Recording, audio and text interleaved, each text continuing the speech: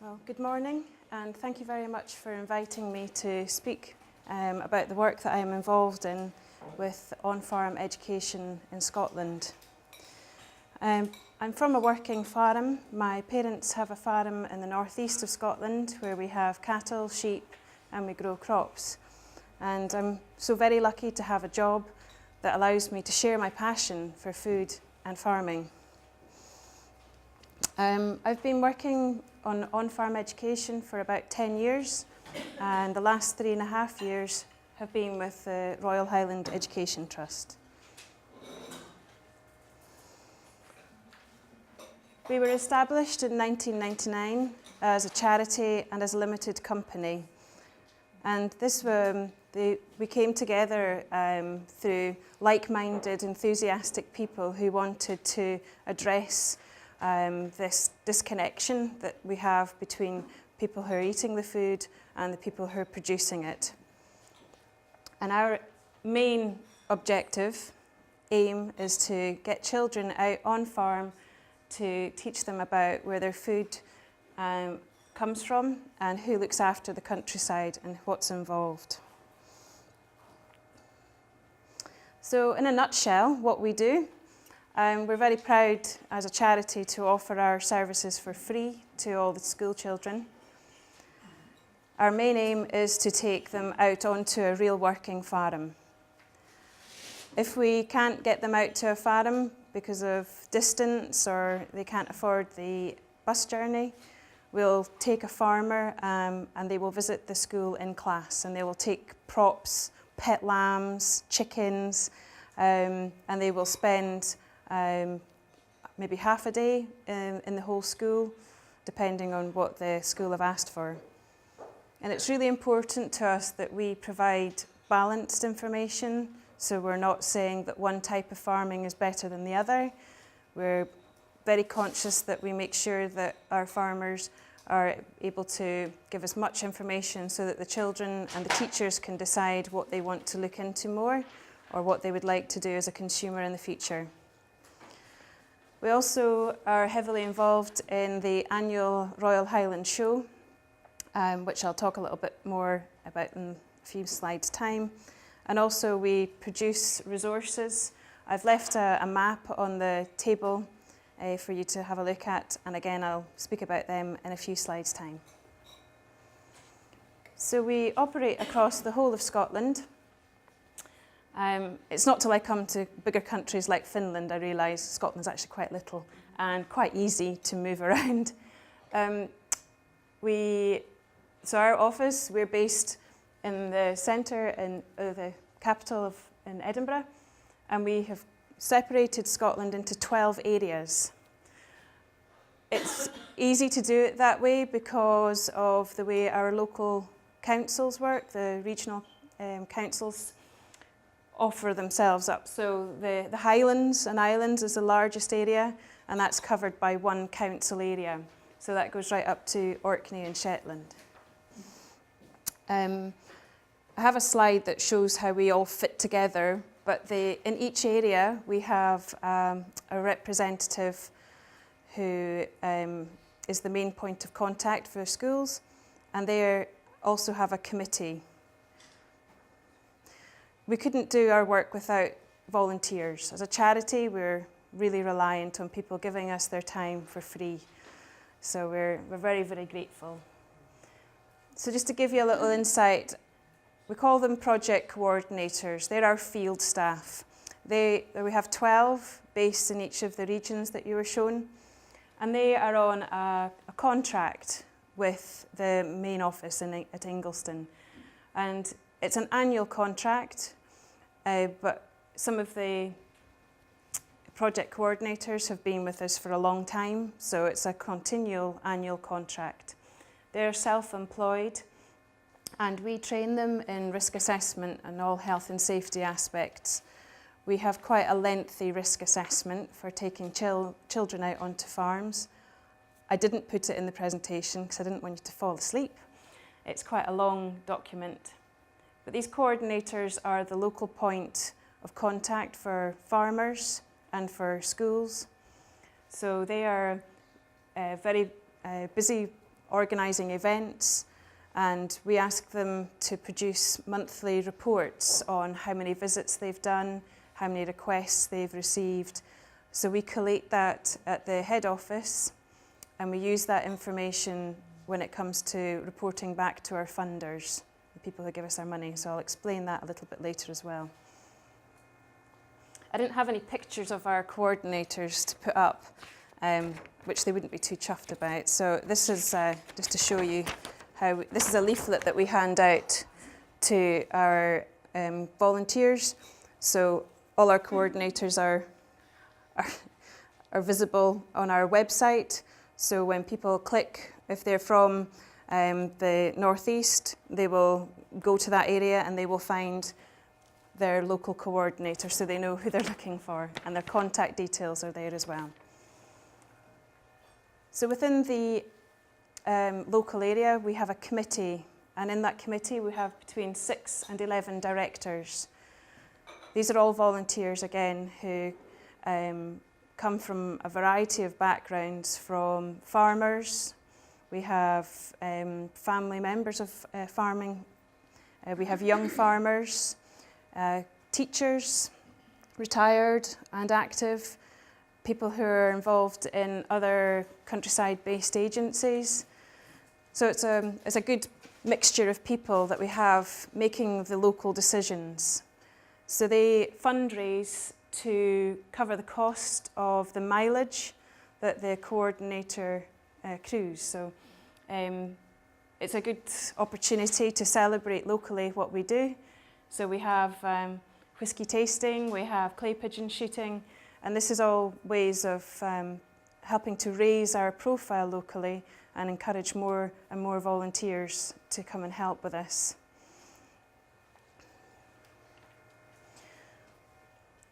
There's some pictures here of some of our volunteers actively either out on farm or in the classroom. So even our directors at the board level are volunteers. Our farm hosts, I put event stewards. So this week we've had a food and farming day, which involves quite a lot of children coming out to one site. And when you've got a large volume of children on a working farm, it's very important to make sure there's adults supervising them. So we're very reliant on these people coming out to give us a hand. The lady in the top left, I told her I was coming here and I asked, could you give me a little statement or a quote that I could use to share your story? And I've shortened it a little bit to fit in, but Jill was saying that 30 years ago, she was asked by a friend who was a teacher if she would host a school group onto her farm. They felt quite nervous about being approached and wasn't too sure what this would entail. And they realised it would be a big learning curve for the farmer, but also for the teacher, as well as the pupils. And they realised when they had the pupils out that there was this huge gap in knowledge. Farmers have been getting on with producing food, farming the land, and they forgot to tell people what they do and why. So this has created this distance in knowledge. And the important role that farmers play in feeding the cities, they're also custodians of the countryside. It's up to them to look after the countryside, and we need to share our work with people. And Jill has been hosting visits for RHET since the day we started in '99, and is also one of our board of directors and sits on her local committee. A really passionate lady, and she is not alone. A lot of our volunteers have been with us for a long time, and we're very, very grateful of their time and their input. I think I'm repeating myself, but without the volunteers, we couldn't do what we do. The picture at the bottom there of the butcher, this is one of my favourite activities that we host. He brings all his equipment from the farm shop, and I'll explains the food hygiene side of the different coloured boards, the different equipment. And the children here are they're having an explanation of how to get the meat ready for the farm shop. And Derek, the farmer, the butcher in the foreground there, he prefers to shock the children as much as he can, and he has a dead chicken that he then takes the feet off and gets it ready for the farm shop. So he will start off with a whole bird and then start to break it down. And the realisation amongst the children when they start to recognise the different cuts is fantastic to see, because they're not used to seeing it as a whole bird. And then when it's down to oven-ready bird or a drumstick or a chicken fillet, he can then see their faces start to, I get it now. So it's a really nice way of bringing their experience that they've had on the farm outside closer to how they would interact with food. Because I'm quite aware that we are a unique setup, try to put it into a visual concept so that you could maybe understand how we operate. So we have 12 countryside initiatives, each with a coordinator. And although the coordinators are supported by the Ingliston staff or the staff at the head office, we also meet up several times during the year. So just at the start of this month, we had 6 coordinators from the north met in a town called Pitlochry, and we share ideas, concerns, activities. And it's a way of, they work on their own, they're self-employed, so it's a nice way of getting all together and saying, oh, I've had this teacher asking for this, what have you done? And it's easier to do it face-to-face than trying to pick up the phone or catch somebody when they're really busy. So, and at the bottom there we have a forum where 3 times a year, usually held in Edinburgh, we have the chairperson from each of the committees, as well as the coordinator. So it's a large meeting. And there again, we talk about what's happening across the whole of the country. So people are aware of projects that people are working on. I can update them on how we're doing with funding. And it's a great opportunity for us to keep up the morale and the enthusiasm.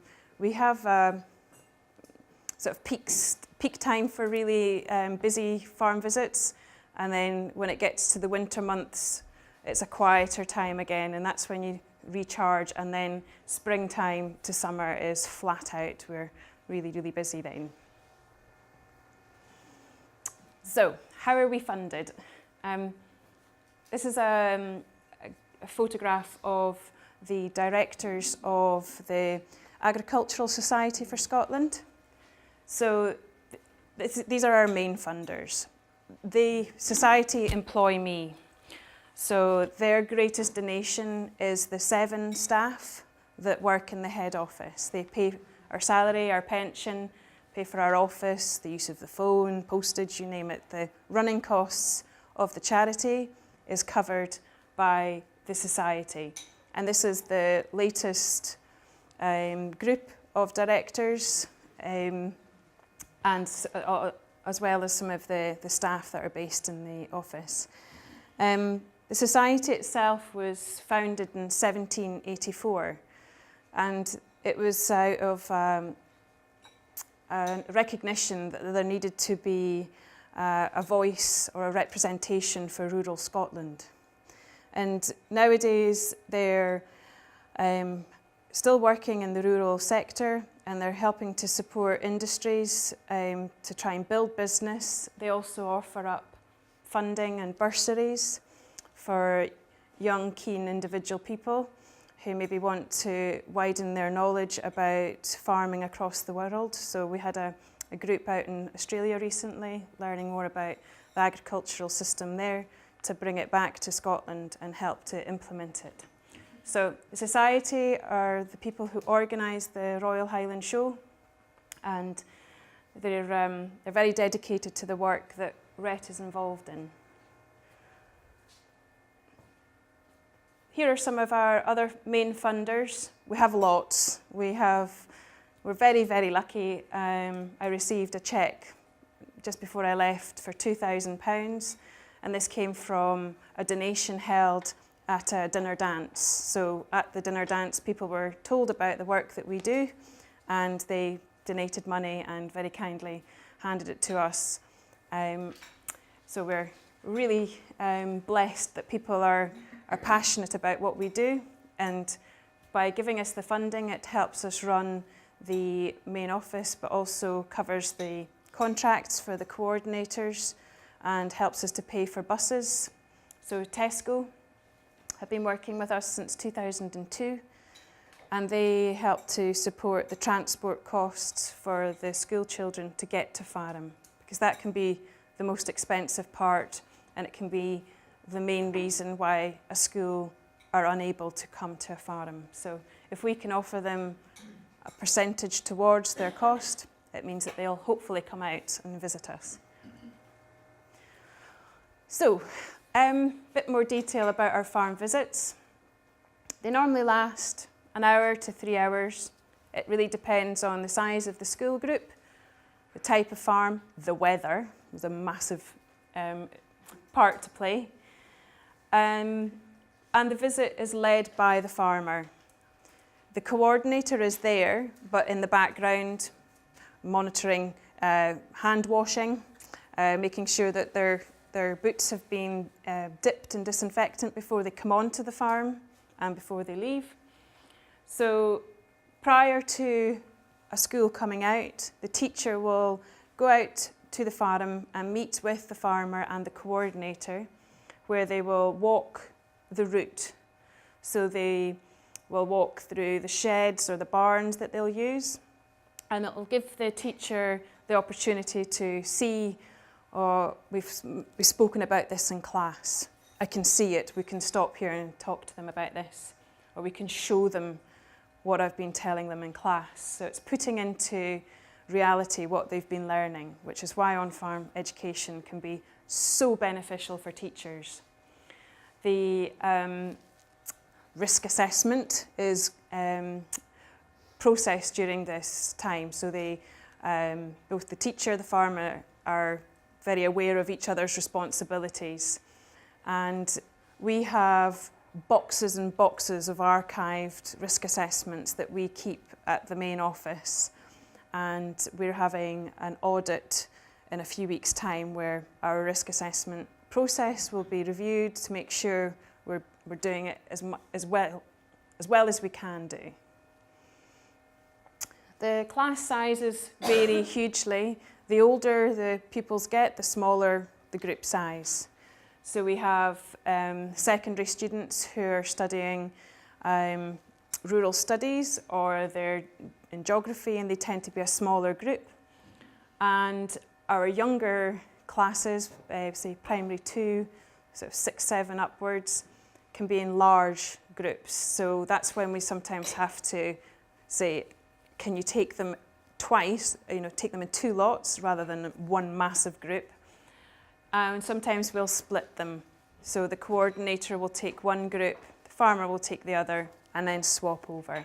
Just to be as helpful as we can be without saying no. And I'm sure you probably have the same. We make sure that there is a safe ratio, so there's enough adults to the number of children, so that they're supervised the whole time. When they're out on working farms, we need to make sure they're aware of where they can go and where it's dangerous. So, as well as doing the on-farm visits, we're involved in any other project that either at a local or a national level. The potato growing one is a really successful project. We started doing it, or we didn't start doing it, but there was a time where we linked it to a maths or a numeracy resource, and we worked with a local bank who funded the resource. It's a really simple and easy way to get into a school by asking a farmer to take a potato in, explain how it will grow, and then during the growing time, the children will monitor the plant, they will do a project linked to it, and then at the end they can weigh it, they can measure them, they can get really into the maths behind a potato without really thinking it's maths. They can make it as fun as they can. But we've also had students writing poems and stories about their potatoes, so it doesn't have to be about maths and biology and science. You can do the arts in there as well. The Farmhouse Breakfast Week is a national project across the whole of Britain, and it's again a great opportunity to work with schools who are maybe doing the project anyway. We can find out and make sure that we're in there explaining what they're eating for breakfast has been produced very local to their school, and again take them out to the farm and show them. We also are asked to go to schools who are maybe doing a healthy eating festival, or they're doing some work on sports and nutrition. So we get involved in lots of different projects. One of our main funders on the previous slide was Scottish Government, and we are lucky to receive money through their food and drink department. So for the last few years, we have been running food and farming days. In November, we have 5 of these events taking place across Scotland, which will be about 1,000 school pupils who will come out and learn hands-on a bit more about what's involved in farming, and there'll be opportunities to try some food as well. So not only will they be smelling it, they'll be tasting it, seeing it and touching it. So we're trying to get the senses woken up by farming. The picture on the right is an activity that's run by one of our other funders, the Scottish Natural Heritage, and they bring along a deer carcass to explain about managing the countryside and managing deer population, and also venison as a food product, how it's different to other meats, but also its benefits. So it's not to be sensational and shock the children or make them feel a bit uncomfortable. If they don't want to get involved with this, they can stand aside, there's no pressure. But they get the opportunity to handle something that they maybe have never seen before, and maybe understand why we manage forestry the way we do. The other picture there at the top left is a favourite one, the sheep fleece. If you ask them how much do you think this is worth, wow, if they were buying our sheep fleeces, we would be very rich. £100, wow, yes, that would be great, yeah, please take it. So it's, and then they can touch it, and then they get the oil, the lanolin on their hands, and they can smell it, and they've never had this opportunity before. So we take it for granted. You're growing up on a farm, you think, oh, they won't be interested in that. But it's great to see the reaction, the questions they ask, help us decide, right, well, we maybe need to be a bit more clearer about how we tell people about sheep production, for example. Also, through the funding from the Scottish Government, we asked schools to run farmers' markets. The benefit of doing it in a school is it's indoors, so again, the weather doesn't have to impact. Each school did it quite differently. They would either invite local producers to come and sell their wares, or they would help sell the produce at the market. And in some schools, they would buy wholesale vegetables and make up bags of vegetables that would make you a pot of soup. And they would then have to market it to the people that were coming to the farmers' market. So it's allowing them to think about their marketing skills through literacy and numeracy again, and also the health benefits of buying fresh, in-season, local produce. But again, this is not us saying this is the only way to eat. It's showing that there are options. They're very familiar with supermarkets, so this is to try and show them there are alternative ways in which you can buy and access local food.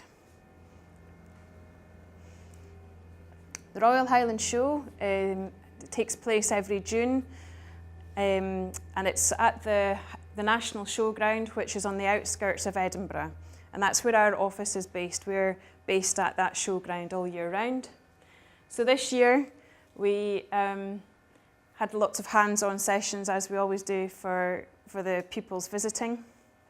We had 12 different sessions, and they covered soil. So we had a local institute who spoke about soil structure using balls to explain how nutrients and water move through soil.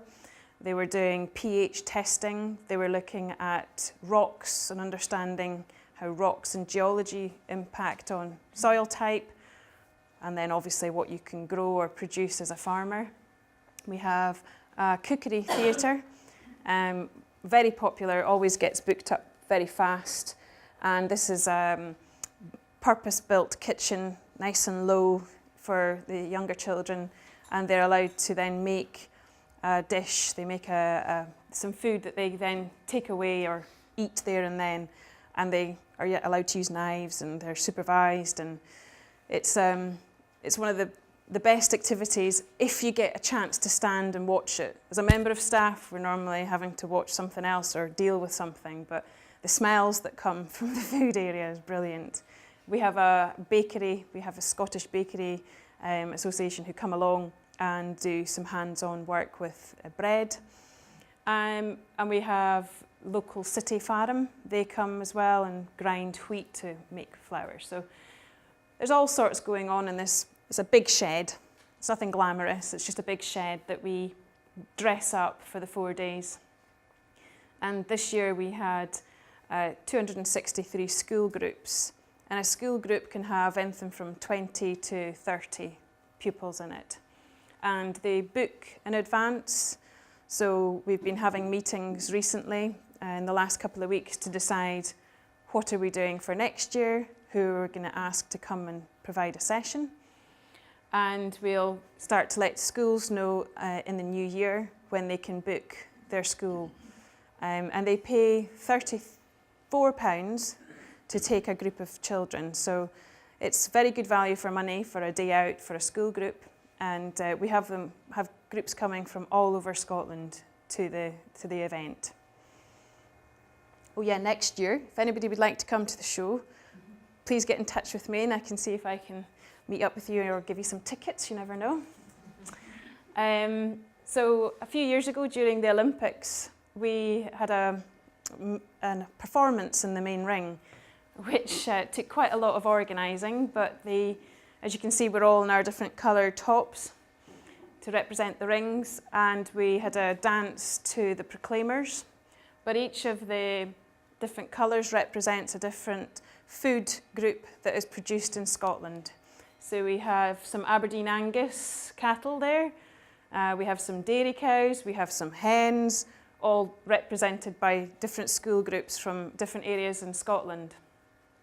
And that big threatening black cloud that you can see did open up into a massive downpour, and we got drenched just as we were leaving the main ring. But that was a good opportunity for RHET to be in front of a different audience. So people come to the show who are not farmers and maybe have never heard of us. So it was a good excuse really to, again, people might say, RHET, what's RHET? And then pick up a leaflet to find out a bit more about us and maybe want to get involved with us. And some pictures along the bottom right here. They'll probably not be very chuffed that I've put their photograph on the presentation, but this is some of the team that are based at Ingliston in the back of the shed, keeping it all going. And we have these fiberglass cows. They are very popular with schools They go in a horse box and get driven to a school, and we teach them all about dairy, which I don't need to say anything to you about dairy because I realise the dairy industry in Finland is very strong, but this is a good way of explaining where milk comes from, but without having to take them always to a dairy farm. And we talk to them, or we explain the different dairy products and also the health benefits that you can have from milk, because a lot of time it's flavoured milk and not pure milk, so it's a nice way of trying to get them to try whole milk without it tasting of strawberries. I thought it would be interesting for you to know a little bit about the education system that we're working with, especially as you were saying that you're looking to review, or they're looking to change potentially how you're teaching in Finland. Back in August 2010, the Curriculum for Excellence was introduced into Scotland, and it's a cross-subject way of teaching. So if, for example, they want to come to a farm, we have a big list of the core subjects that a farm visit can tap into. So we can cover science, art, computer and technology. We have a lot of visits into the kitchen or the farm office, so they can see all the paperwork that's involved in farming, but also looking at the GPS, the use of computers in tractors. So the curriculum also asks teachers to use the outdoors as a classroom. So taking children away from the confines of a classroom and getting them to experience different places, and that way they're learning more about where they fit in as a citizen. And the four sort of lines there is what the curriculum is hoping to achieve. Everybody loves it. Well, I love a graph. And so I thought it would be a nice way of showing how the introduction of this curriculum has impacted on our work. So although we were having a nice, healthy climb, since 2010, we've started to see a 12% increase in farm visit demand, which has not been met by a 12% increase in farm hosts or number of volunteers. So we're playing a bit of a catch-up.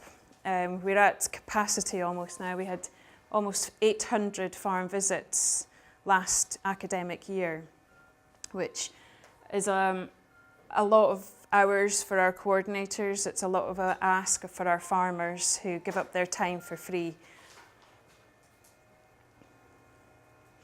So almost at the end now, just to summarise our future, just to give you an idea of how we're progressing in terms of our contact with school pupils in Scotland.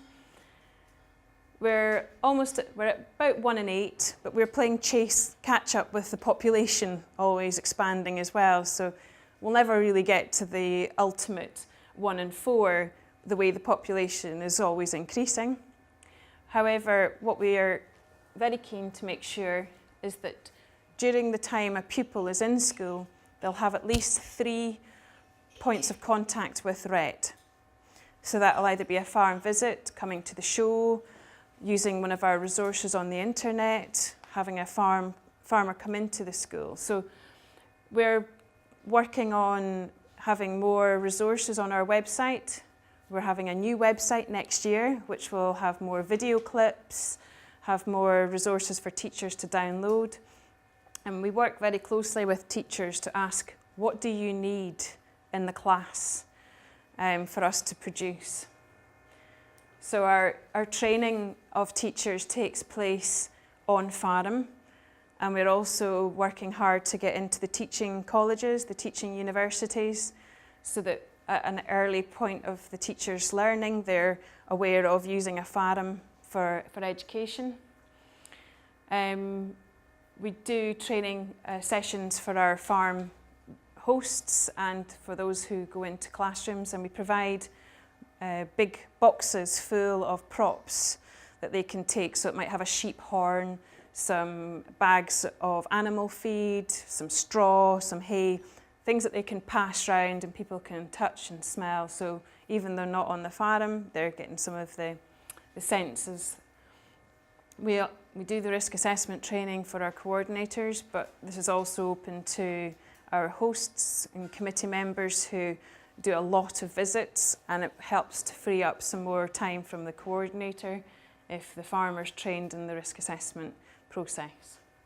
And we're also doing food hygiene certificates just now because we handle food quite a lot, so we just always need to make sure that we're complying as best we can. So some of our resources I've got with me here, one of which won't be very exciting to show you, but that's a DVD. And we broke Scotland up into seasons, and the clips are also on our website, and it's a really good introduction to farming. So when a teacher's thinking about, oh, where do I start? Best place that we direct them is, please have a look. It covers the language that we use in farming, which can instantly be a barrier. I mean, I'm sure just now I'm using words that you're maybe not quite sure what I'm talking about. So it's a really good way of introducing farming at a pace that they're happy with. So we produced this with money from the Scottish Government, and again, we give this free of charge to schools. We have our map that we hope to prove that Scotland isn't just full of grass. We can actually grow quite a few different crops. And it also brings up the conversation about how climate and soil type impacts on what you can grow. So the schools on the west coast will always get taken out to a sheep farm or a dairy farm if they're down in the southwest, whereas the pupils on the east will see much more crops being grown. So it's a good way of starting conversations in school. And we also have these booklets which are a bit dated now. We're going to be updating them. And this is a booklet we will give to a teacher if they're thinking of coming out to a farm, and it covers everything about what to expect on a visit, maybe what to do in class before you come out. I'll leave these on the table. You can feel free to have a look through, but they are a bit out of date and we need to do some more work with them. And this is a booklet for the farmers, and it's an idea of if they have a pond or they have a piece of woodland on the farm, what else could they do, or what else could they cover whilst the children are out on the visit. So it's just got some ideas of what you could cover on different subjects. So that's the end of my presentation. I'm more than happy to answer any questions now, or later on, Johanna and I are doing a workshop. Questions, feel free to write them down and leave them on the table at the back, and we'll do our best to answer them. So maybe if you didn't want to ask a question now, or you maybe think of something later, I'm an open book. I'll tell you anything you want to know if I know the answer, or if I don't know straight away, I'll get back to you. But thank you very much for your time and for listening, and I hope I've been clear enough. Thank you.